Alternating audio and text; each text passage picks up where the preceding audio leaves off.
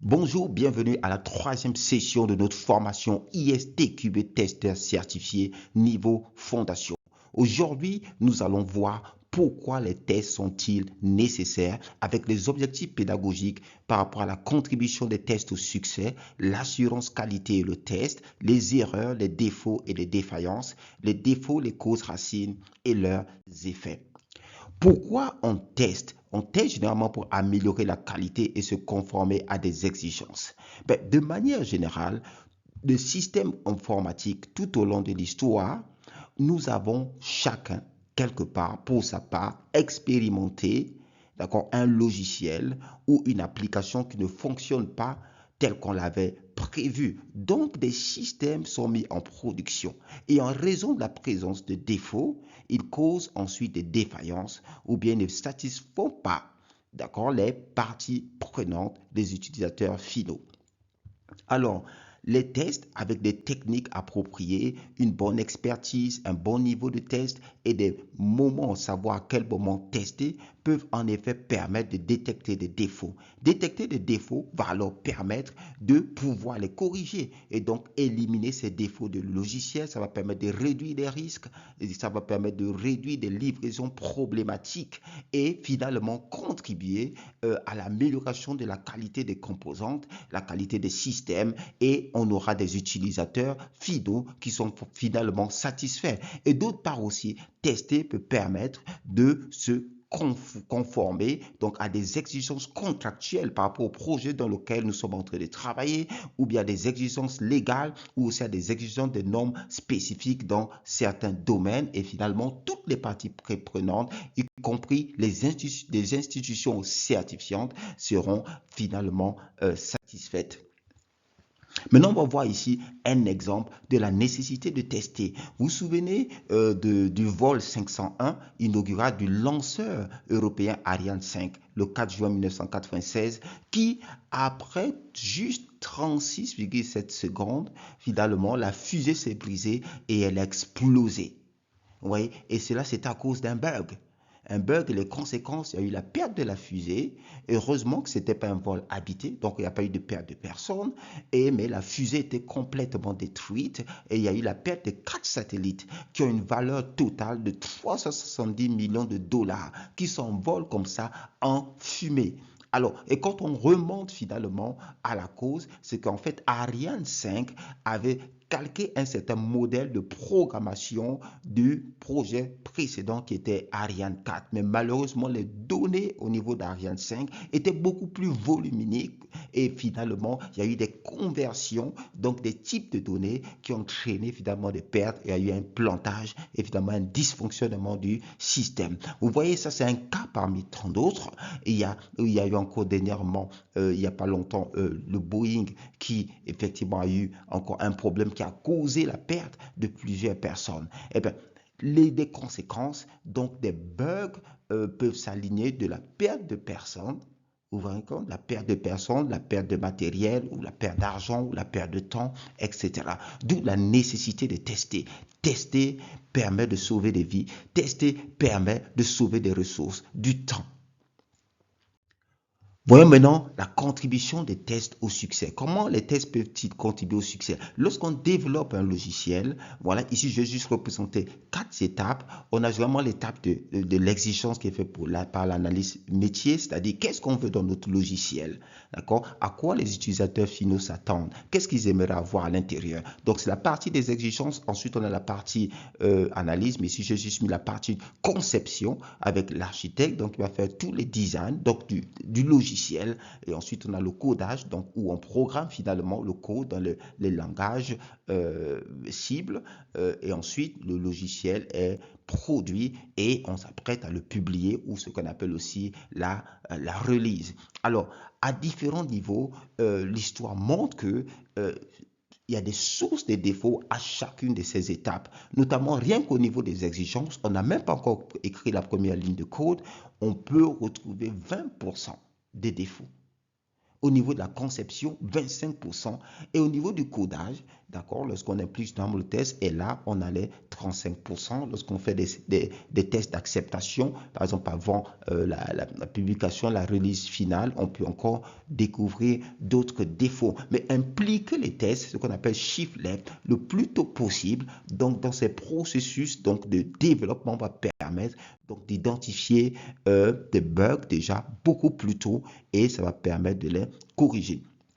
Par exemple, au niveau des exigences, si vous impliquez les tests, ça peut vous permettre d'identifier, par exemple, des risques de développer des exigences incorrectes, des exigences qui sont fausses ou bien qui étaient mal comprises. Donc, la participation des testeurs à la revue des exigences ou au raffinement des user stories dans les processus agiles va permettre de détecter des défauts dans ces produits d'activité-là. Donc, l'élimination de ces défauts, finalement, va réduire les risques de développer, voilà, comme on a vu ici, de mauvaises fonctionnalités. Au niveau de la conception, si on implique les testeurs au niveau de la conception, et bien là, ça va permettre d'identifier des défauts déjà dans les résultats d'analyse, dans les schémas d'analyse qui ont été mis en place, par exemple, par les architectes du logiciel. Et on peut aussi, à partir de ce moment, identifier des erreurs au niveau donc par exemple des formats de données qui ont été mal définis au niveau de la conception. Et au niveau du codage, on peut encore aussi réduire les risques de défauts dans le code et dans le test. Et finalement, au niveau de la publication, de la release, ça va aider à détecter en fait les défaillances et à éliminer les défauts et augmenter finalement la probabilité que le logiciel réponde aux besoins des utilisateurs finaux. Donc, le test est vraiment important. Le test est important pour le succès, pour la réussite d'un projet. Voyons ici un exemple. Nous avons ici un formulaire d'enregistrement de nouveaux clients où on a le nom, on a le prénom, l'adresse, etc. Un certain nombre d'informations qu'on aimerait capturer du nouvel utilisateur d'une certaine application. Alors, ici, qu'est-ce qu'on peut faire? Au niveau des exigences, on peut identifier des défauts. Imaginez que le product owner ou le product analyse oublie de mentionner qu'on a besoin de l'information sur le prénom. Et en fin de compte, on aura capturé que l'information sur le nom. Et s'il y a un algorithme dans notre code qui nécessite l'utilisation du prénom, vous voyez que finalement, le logiciel va avoir des défaillances. D'accord? Ou d'une autre manière, si on oublie de mentionner dans les exigences qu'en fait ce formulaire qui est en ligne doit être utilisé par exemple par 5 navigateurs cibles et que celui qui écrit les exigences, d'accord, ne mentionne que 2 navigateurs cibles, par exemple Chrome et Internet Explorer. Vous voyez là encore, avec l'analyse donc des exigences, le testeur qui est impliqué beaucoup plus tôt va aider à les identifier. Maintenant, au niveau de la conception, il y a aussi des défauts possibles. Pourquoi, par exemple, si on utilise une combo box, d'accord, au niveau, par exemple, du choix de la ville. Vous savez que la combo box a des choix prédéfinis par rapport à une text box, donc qui va permettre de rentrer, par exemple, le nom d'un pays de manière libre, ou bien si la combo box qu'on a finalement a limité, a oublié de rentrer un certain nombre de pays, et là on peut avoir un problème au niveau de la conception. Vous pouvez aussi imaginer le format de numéro de téléphone ici. Si dans ce cas on oublie par exemple de prendre en compte l'index du pays, eh bien, la conception va réduire en fait finalement les personnes qui peuvent s'enregistrer donc dans notre logiciel. Et au niveau du codage, on peut avoir par exemple des caractères vides. Imaginez que vous avez un utilisateur, eh ben, il va rentrer au niveau du nom, il rentre juste un espace, au niveau du prénom aussi, il rentre dans un espace et le système le valide. Vous voyez, alors qu'ici, on fait le test au niveau du code, on peut se rendre compte que le code ne fait pas un test. D'accord, on ne vérifie pas qu'on ait des informations valides, par exemple alphanumérique, au niveau du nom ou du prénom. Donc, vous voyez que le test contribue au succès et au niveau de la publication de la release, c'est-à-dire au moment on peut faire un test du système global ou un test d'acceptation, c'est-à-dire au moment maintenant on va exécuter le système complet. Au moment de l'envoi du formulaire, on peut se rendre compte que le système se plante, ou bien dans certains cas que certains pays qui sont renseignés avec des accents particuliers causent des erreurs aussi au niveau du logiciel. Donc les techniques de test appropriées vont permettre de mettre en place des cas de test qui vont permettre d'identifier donc tous ces aspects-là et qui permettent de corriger ces bugs, donc contribuer à l'amélioration de la qualité. Donc, d'autre part, nous allons maintenant voir la relation entre tester et l'assurance qualité. Bien que les gens utilisent souvent le mot, on entend quality assurance pour parler du test, ou bien assurance qualité pour désigner le test, mais l'assurance qualité et le test ne sont pas les mêmes, mais ils sont liés. Et il y a un concept beaucoup plus large, en fait, qui réunit les deux, qui s'appelle la gestion de la qualité. Donc, la gestion de la qualité, en fait, comprend toutes les activités qui dirigent et contrôlent, d'accord, qui dirigent et contrôlent, donc, une organisation en matière de qualité. Donc, en d'autres termes, la gestion de la qualité comprend à la fois l'assurance de la qualité et aussi le contrôle de qualité, donc le quality assurance et le quality assurance qu'on appelle le QA et le quality check. Donc, maintenant, c'est quoi la gestion de la qualité? Donc, c'est toutes les activités, d'accord, qui vont diriger et permettre à l'entreprise de manière globale, dans ses processus, dans ses activités, de produire en fin de compte un produit de qualité. Alors que l'assurance qualité donc, va impliquer en fait les processus, concernant les processus appropriés qui doivent être mis en place au niveau de chaque projet, de sorte que les niveaux de qualité appropriés sont atteints. D'accord? Donc, c'est un support pertinent pour les tests parce que les tests interviennent finalement au contrôle de la qualité. D'accord? Le contrôle de la qualité qui a plusieurs activités. Il n'y a pas que le test, mais le test fait partie du processus global donc de développement et de maintenance. Donc, le test permet d'atteindre la qualité. Mais le test en lui seul ne détermine pas la qualité. Mais jusqu'à ce que vous testez, vous n'aurez pas la possibilité d'évaluer la qualité et d'avoir une information pertinente par rapport à la qualité donc de votre logiciel. Ben, un point très important dans l'ISTQB, plusieurs personnes utilisent de manière générale les mots erreur, défaut et défaillance comme des synonymes. Mais en tant que professionnel du test, il est important de comprendre qu'il y a une différence au niveau de ces trois expressions et cela va aussi faciliter votre communication avec vos pairs, avec vos pairs donc du domaine du test. Alors, une personne peut faire une erreur. D'accord? On dit aussi que l'erreur est humaine. Une personne peut faire une erreur. Maintenant, cette erreur que la personne a faite peut se retrouver, d'accord, peut créer ce qu'on appelle un défaut ou une faute, ce qu'on appelle un bug ou bug, d'accord, pour le mot anglais, dans le code ou un autre produit d'activité connexe. Maintenant, ce défaut dans le code, maintenant, peut causer ce qu'on appelle une défaillance lorsque cette partie du code est exécutée ou bien lorsque l'utilisation opérationnelle de logiciel cause un appel, d'accord, un appel de cette partie du code. Eh bien, je m'exprime ici. Imaginez que quelqu'un est en train de calculer le salaire annuel. D'accord? Le salaire annuel, ça va être le salaire mensuel multiplié par 12. Alors, à ce moment, il est distrait. D'accord? Le développeur est distrait et au lieu de multiplier par 12, par exemple, il multiplie par 22. D'accord? Il écrit 12, il écrit 22. Eh bien, le développeur a fait une erreur. Maintenant, cette erreur se retrouve dans le code. Le fait que cette erreur du développeur soit dans le code, eh bien, on appelle ça maintenant un défaut. Un bug est dans le code.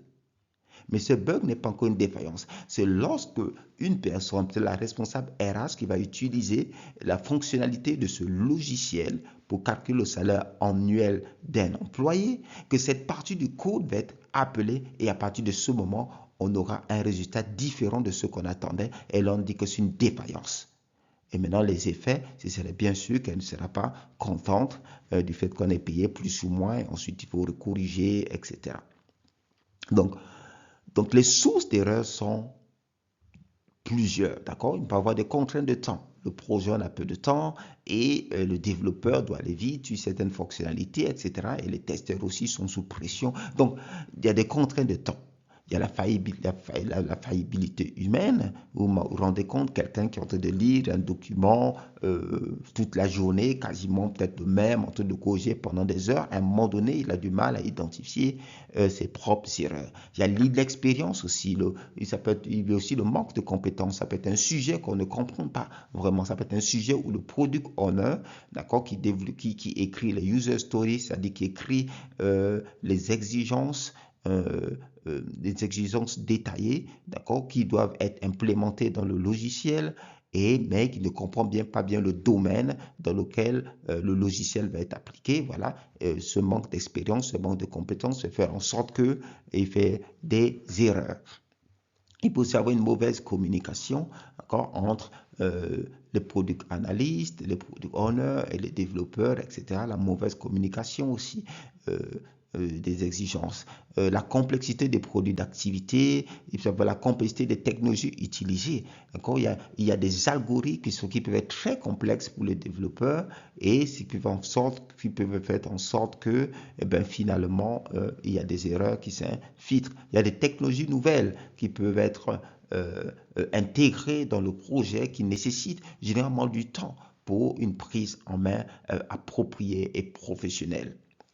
Il y a aussi des malentendus sur les interfaces intra- et intersystèmes. Vous savez, lorsque vous avez votre logiciel, vos logiciels communiquent probablement avec d'autres logiciels du système d'information de l'entreprise. Donc, il y a des interfaces. À ces interfaces-là, il y a du changement d'informations dans certains formats, à certaines fréquences et il y a une certaine taille. Donc, lorsque ces interfaces ne sont pas bien définies et prises en compte, finalement, une partie peut probablement envoyer plus d'informations que l'autre peut consommer. Ça peut entraîner des pertes d'informations. Il y a eu des cas où des bugs qui ont causé des millions de pertes à cause donc du fait que l'autre partie n'arrivait pas à gérer le flux d'informations et finalement ne pouvait pas donner l'alarme nécessaire pour un traitement d'urgence. Il n'y a pas eu d'alarme. Par exemple, aux États-Unis, il y a le fameux blackout qui était dû justement à des flux de données qui ne pouvaient pas être gérés donc, par l'autre partie du système. Mais les sources d'erreurs ne sont pas seulement le type humain, ne sont pas seulement au niveau logiciel. Il y a aussi d'autres sources de défaillances qui sont par exemple les conditions environnementales. Les conditions environnementales, le rayonnement, les champs électromagnétiques qu'il y a dans l'environnement où on utilise le logiciel, parfois même la pollution, d'accord? Donc tout cela peut amener une influence au niveau de ce qu'on appelle le firmware, c'est-à-dire le logiciel de bas niveau qui est par exemple installé au niveau d'un système embarqué, peuvent être influencés par le niveau de chaleur, la température, etc.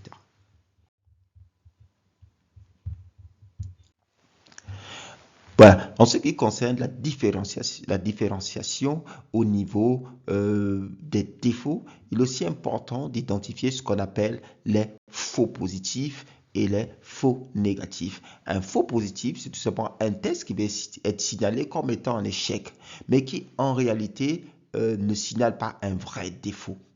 D'accord? C'est-à-dire le système dit, voilà, on a un problème ici, alors qu'il n'y a pas en réalité un problème. C'est peut-être un problème au niveau des données du test qui sont corrompues. C'est peut-être un problème dans l'environnement de test.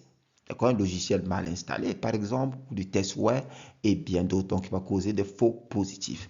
Mais vous avez aussi ce qu'on appelle des faux négatifs. C'est-à-dire les tests sont réussis. D'accord? Vos tests vous disent, voilà, tout est vert, tout, ça fonctionne. Mais en fait, c'est parce que ces tests-là ne détectent pas les défauts qu'ils auraient dû détecter. Aussi, les cours, dans ce cas, c'est pareil. Les données, peut-être des tests, sont inappropriées. Les problèmes, peut-être dans l'environnement des tests ou un autre test web. Maintenant, comment faire la différence entre la cause racine d'un défaut et ses effets? Ce que nous observons, c'est que ce sont les effets. Mais ces effets ont des causes racines. D'accord? Lorsque vous avez des défaillances, ces défaillances sont des causes racines. Et remonter aux causes racines va avoir beaucoup de bénéfices. Les causes racines sont en fait les premières actions ou les premières conditions qui ont contribué à un défaut. Qu'est-ce qui a contribué à ce défaut? Qu'est-ce qui est vraiment à la base? D'où ça vient? Et là, vous pouvez remonter en fait dans l'autre sens jusqu'au code, jusqu'à probablement les exigences. D'accord? Et les bénéfices d'identifier les causes racines sont plusieurs. Non seulement vous pouvez éviter des défauts similaires à l'avenir, vous pouvez aussi prévenir l'introduction d'un nombre important de défauts dans le futur parce que vous allez finalement améliorer le processus, d'accord, le processus des entreprises en termes de qualité. Voyons un exemple. On observe des effets. Quand on part de là, vous observez quelque chose. Ces effets proviennent de défaillances. Ces défaillances-là proviennent de défauts dans le code, par exemple, ou bien dans d'autres produits connexes. Et ce défaut a un défaut d'origine, et ce défaut d'origine a une cause racine. Okay? Et ensuite, il faudra bien prendre l'action lorsqu'on a identifié la cause racine. Prenez un exemple. On a une application qui va faire un calcul des intérêts. Finalement, on a des effets, c'est-à-dire les utilisateurs, les clients se plaignent que leurs intérêts sont mal calculés. Eh bien, pourquoi? Qu'est-ce qu'on observe? On observe effectivement que leurs intérêts devaient être supérieurs probablement à ceux qu'ils ont reçus. Voilà, on a la défaillance qui est là, visible pour nous en tant que testeurs. Et maintenant, on remonte au défaut, on se rend compte que dans le code qui était écrit par le développeur, il y a un calcul incorrect. D'accord? Probablement au niveau de la formule. Et l'on remonte encore, on se rend compte qu'en fait, il y avait une ambiguïté dans la user story. D'accord? Donc, l'exigence détaillée qui avait été passée au développeur, il y avait une ambiguïté dans la formule et le développeur, voilà, il a implémenté finalement cette formule avec cette ambiguïté et ce qui a causé finalement cette défaillance. Et on remonte à la cause racine, donc finalement au product owner ou au product analyst. Et là, on se rend compte qu'en fait, il manque de connaissances. Il n'a pas une compréhension appropriée en fait du calcul des intérêts. Et vous voyez, et là, nous sommes remontés à la cause racine. Et à partir de ce moment, il faut prendre action, c'est-à-dire par exemple former la personne qui a écrit les user stories. Donc voilà ici un exemple de la nécessité de remonter aux causes racines qui va permettre de supprimer finalement la possibilité d'erreurs similaires dans le futur, parce qu'il peut y avoir plusieurs user stories, plusieurs exigences qui sont autour du calcul des intérêts. Voilà, donc on arrive à la fin de cette partie. Si vous avez des besoins en formation, des besoins de formateurs ou du matériel de formation, n'hésitez pas à contacter Epinosis Center. Je vous dis à bientôt. On se voit dans la section 1.3 avec les principes habituels du test.